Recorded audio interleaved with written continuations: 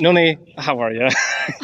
Well done. I'm good. It's a difficult name, but I like variation in names. Right, it makes the world a more vibrant place. So, are you a dog professional? Are you a dog enthusiast?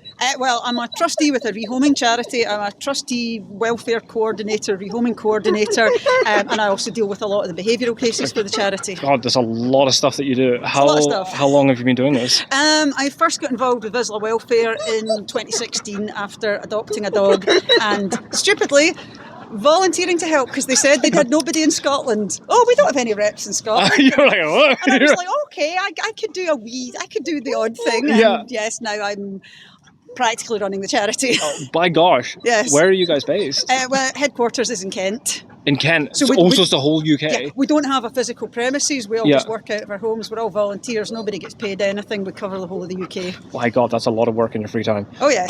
Hats off to you. And that's with Vizslas specifically? Vizsla specifically. Vizsla crossbreeds. So is that your favourite breed of dog? No, not at all. No. No, I like mongrels. I like crossbreeds. I like mutts. The reason it's Vizsla Welfare is because my partner wanted to adopt one, and that was the dog we got. So that's the charity I ended up with. If he'd wanted a Chihuahua, I'd have been with Chihuahua Rescue. Yeah. Well, I suppose the dog's a dog at the end of the day. Yeah, I have no raging affiliation to any particular breed. I don't really like breed snobs. I think when it comes to people, speaking about breeds, when it comes to people, the average person on the street who wants to get a dog, am I right? Do people tend to judge through appearance? What does the average person think of when they're thinking of getting a dog? Probably what it looks like. They go on and ask in a Facebook group, is this a good family dog? And a lot of the time they will pick large working breed hunting dogs, and then they will say, how little exercise does this dog need? That's the minimum I can get away with. Yes, right? and that's ridiculous. And the thing that I always find really interesting, and this is more a kind of like, social political thing, back in Victorian times, the only people who could afford lap dogs were rich people. Rich people got lap dogs that didn't need to work. Right. Working class people had working breed dogs. So if you had a working breed dog, you're a lower class person. Yes. Now you have, people buy working breed dogs as status symbols when they should really be having a lap dog to show off about it. They buy working breed dogs. They can't fulfill their needs. Do you think... social media is such a big part of our lives today, and I think a lot of people will rescue their dogs. What's the expression? Adopt, don't shop. I think a lot of people would like to adopt. A lot of UK rescues have got quite restrictive adoption policies. A lot of that is for really good reasons that adopters don't understand. A lot of the dogs handed in to us, it's because there's been a dog-child mismatch in the household. It's because they work long hours. It's because they can't exercise the dog enough. And I think sometimes people that are adopting a dog feel like they're doing the charity a favour, therefore they deserve a dog, when, we want someone who can properly fulfil this dog's needs. Yes. And we're not obsessed about the height of your fences or the size of your house, but we're first of all, have you got the sort of family makeup that suits it? You're not going to prioritise the child over the dog. Yes. A lot of the dogs don't really get on with kids because they've come from houses with kids. So we do turn down people that would really like to adopt, and it's really because we just don't have any dogs that are suitable for them. People that want a dog want a nice family dog, and a lot of dogs in rescue are not nice family dogs. No, and I think people maybe don't appreciate that. But here's a question then for you, because there's maybe an education element that would be really nice if the average dog...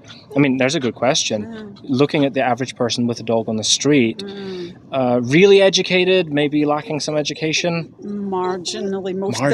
Most dogs have got, my dog's got great recall until my dog's great 90% of the time. It's the 10% that matters. I can't let him off lead, or can he just come and say hello and then he'll stop barking? He just wants to play. He just wants to say hello. And most dogs have got the absolute minimum of training that allows their owners not to hate them most of the time. The actual people who go to puppy classes, teach their dog manners and give them enough exercise, I think it's quite minimal, to be honest. It's a huge commitment for dogs. So if someone's thinking about maybe adopting a dog, what questions should they really be asking themselves that people don't typically ask? I think sometimes people approach it thinking about the type of dog that I want. I want, I want this dog because of, I think this is the perfect dog for our family, rather than like, what can I offer a dog? Yeah. So what can I offer a dog? And for some people, when you speak to them, you say, actually, at the moment, your lifestyle, your work commitments, where you live, your location, your amount of free time, it actually, are you going to be giving the dog a really good life? Yes, it's better than being put to sleep. Yes. This is how people sell greyhounds, by saying they only need 10 minutes walking a day.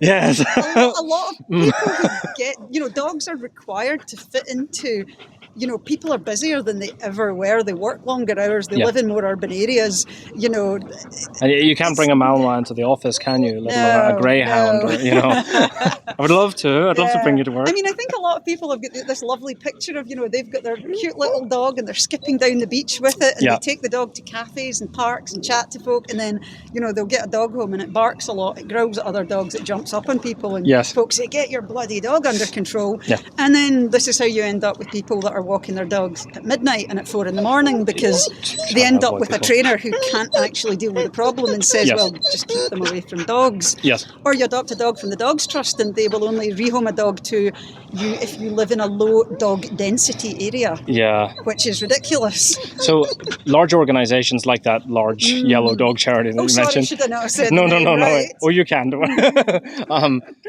They, I think, often will stand up to champion dog welfare in the UK, but obviously when you go and you read through a lot of the reviews of these places and the restrictive adoption practices they put in, should there be a need for adoption agencies, for shelters, for other kind of even dog professionals at large to match certain legislation? Should there be a minimum standard set by the government of dog let's say behaviour and training? Let's say, even dog shelters, right? Because currently we have some minimum legislation that you need. It's quite sparse, isn't it? Like a dog needs some shelter, it needs some sustenance. It doesn't really... Oh yeah, if there's a bowl of water and a bag of food in the cupboard and you see the dog once a day, that meets minimum requirements for the RSPCA to get involved, as far as I understand. I think it does seem to be... Scotland is the SSPCA, but if you have concerns about a dog and you phone them, if they turn up at the door and somebody's there, the dog's there, it doesn't look like it's starving, it's not covered in open sores, and you can show there's a bowl of water and a bag of dog food, that's them. They're satisfied, because there's so much bigger problems for them to deal with. And I think that's not a criticism of them. It's that they have a very large remit, and dogs are only one part of it. They deal with wild animals, farm animals. How are they supposed to do it all? Yeah, I think sometimes people really narrow in on particular issues. Yeah. But is there, with a lot of emphasis now put publicly on things like training tools or training methods, what would you recommend, if you could, that the government actually focus their animal welfare attention to? Breeders. Breeders. Okay. Unregulated breeding is absolutely shocking, and within that I would even count people that are breeding purebred Kennel Club registered dogs. I think the Kennel Club itself is a money-making disgrace, and I think most dog breeders are not in it for the right reasons. Dog breeders will always say, we're not making money, I'm an ethical breeder, I'm an ethical, I'm one of the good ones. I would always take back a dog that I've bred. I would this, I would that. Can I say, working in rescue for 9 years, I can count on like 2 hands the number of breeders who have actually taken a dog back. Yeah. And I get that we are seeing a very skewed subset of breeders as a whole, because the very responsible ones sell their dogs to people who don't end up rehoming them. But I think just as a whole, it's far too easy to breed dogs and sell them and not be responsible for them once you've sold them. Me personally, I think dogs should be licensed. I think breeders should be licensed. I think dogs should be DNA tested at birth. Firstly, to check that they actually came out of the parentage that is claimed, so that they can be traced back to the breeders to take responsibility for them financially if they end up in rescue. And I think that would put the tin lid on a lot of breeders if they knew they had to have lifelong responsibility for their dogs. Yeah, really show that commitment. I mean, breeders is my absolute pet hate. The thing to focus on. Yeah, I think so. And that's backyard breeders, that's mongrel breeders, and that's pedigree breeders as well. Absolutely fantastic. You've got an e-collar around your neck at the minute? Oh, yes. Is that a Dr. one, or is that e-collar technologies? It's e-collar, mini educator. Yes, really popular. Yes. And you use it for your own dog? I do. yes. Wonderful. I use them for all of my dogs, basically. This is just one of my dogs. So do you have the transceiver with you at all? Dog's waiting over there. That's absolutely fine. So I'm doing, this is totally optional, by the way. I'm doing, with each person so far, we're doing a little game to see who can take the highest number on a Dogtra e-collar. Do you want to play the game? Yeah, sure. Okay. I'm a big wuss, so... Oh, it's okay. The number to beat is 60. Now, whereabouts is it on the skin? Most people have been doing it on their wrist. Ah, that's because there's no muscles there to twitch. Yeah, because in case anyone's got, like, they've not warmed up or anything. Try putting it on the fatty pad of your hand, you'll get a different result. Oh, really? So put it there. Or on wherever you want. wrist. And I'm going to take this out. Now, I'm not going to surprise you with any of this, okay? Don't worry.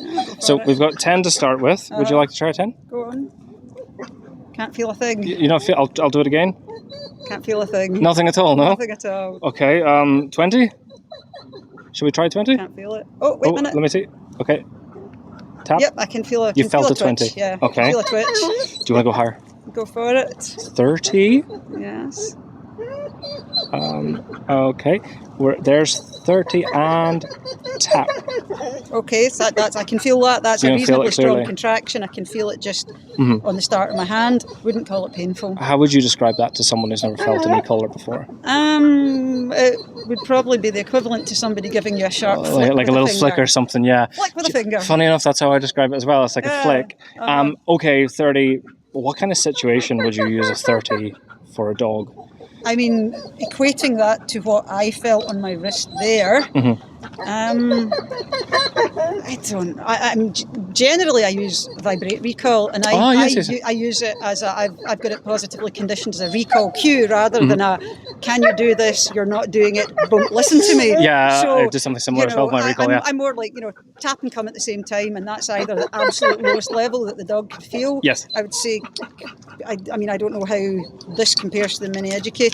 My boy over there feels it on a 6. I can't feel it myself till it hits about 15. Mini educator goes to 1 to 100, right? 100, yeah. Goes to 127. So I would assume a 30 is like a 26 on the mini educator. I would, let's see, if I've given 2 or 3 recalls, I know the dog has heard me. I absolutely know the dog understands what I am asking, and it's choosing to blow me off. Yes, I know, Mum. Then I would dial up a little bit and give a tap. Wonderful. And, that's used, it can only be used, the dog has to be able to hear you and understand. Lovely. Do you want to go higher for the sake of a challenge, or are you happy to stop there?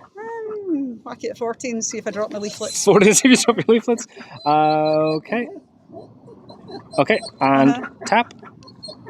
Okay, my fingers twitched there. That was a reasonably strong contraction. If you're hitting that repeatedly, I would find it unpleasant enough to pay attention to. But, no lasting damage, no burns. The nonsense about them causing burns is one of the most ridiculous accusations you ever hear. Yeah. There you are. Wonderful. You can have that back. Thank you very much. And my final question for you is, if someone is watching this and they're thinking, should I get an e-collar? Is that right for me? Do you have a guiding piece of advice for them? Why are you thinking you need one?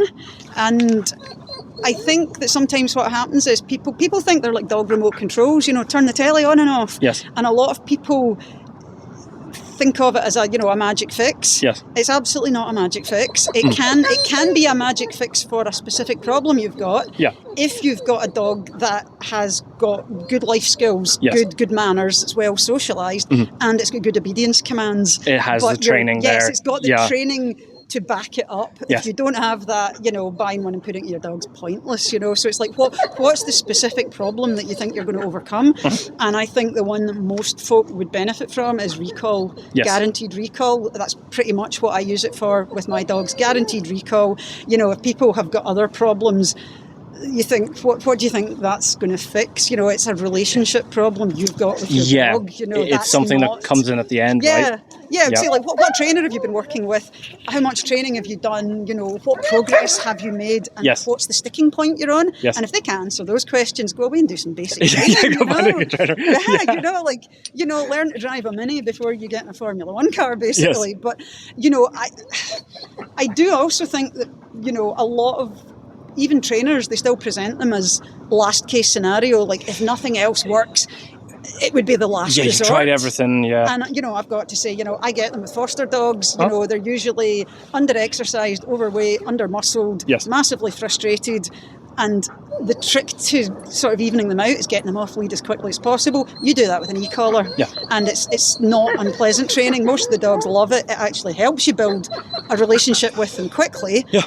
I get a dog with no training handed into me within a week or so. I can have it off lead very, very reliably in the countryside. Yes. And that helps the dog to sort of settle in and chill out and get a bit more freedom. So I think, at the same time as saying people shouldn't use them until they've gone through all their basic training, if people themselves know how to train a dog and have got a good sort of history of training dogs, even just as pet owners, if you've got a dog that you think would benefit from it, then straight away, don't wait until you failed with 100 other things because, I mean, I think they're great. I recently got a puppy that'd been handed into the charity, 10 months old, hadn't been outside since she was 5 months old, and basically the first thing I did was e-collar conditioning because that was going to be the key to just a half mile and she needs a lot of exercise. So why would I spend 6 months beating myself over the head with a long line when I know an e-collar can get there really quickly? Exactly. What's the point in the frustration when there's something that works better for the dog, right? You're kind of, it's competing welfares, you think, so you've got the welfare of the dog to be, free from pain and all the rest of it, like mild momentary discomfort balanced against the welfare needs of, freedom to run off lead and, practice all of their breed-specific behaviours that is part of being a dog. A moment of discomfort and a lifetime of freedom. Well, that's it, absolutely, definitely. Thank you so much. Okay, fantastic. And if anyone wants to get in touch with you or the charity you work for, or you run now by the sound of it.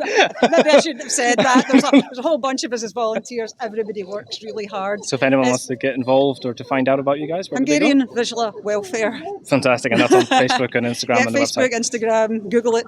There's Vizsla Welfare, that's us. Perfect. Thank you so much. Cheers. Lovely.